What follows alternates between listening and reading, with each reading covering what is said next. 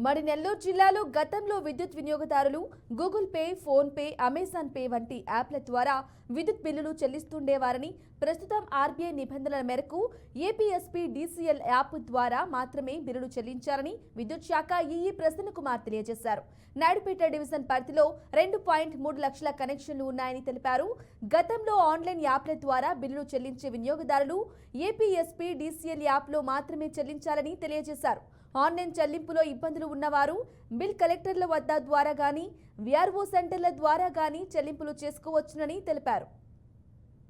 ఇప్పుడు పేమెంట్ చేయాలంటే ఖచ్చితంగా ఏపీఎస్పీడీసీఎల్ యాప్ని డౌన్లోడ్ చేసుకొని కరెక్ట్ ఫోన్ నెంబర్తో రిజిస్టర్ చేసుకొని ఈపీఐ ప్రొవైడర్ ద్వారా Google pay, PhonePe, credit card కానీ లేకపోతే డెబిట్ కార్డ్స్ కానీ తో పేమెంట్ చేసుకోవచ్చు. కాకపోతే ఒకవేళ ఆ విధంగా చేయలేని పక్షంలో నేరుగా మా బిల్ కలెక్టర్ ద్వారా కానీ విఆర్ఓ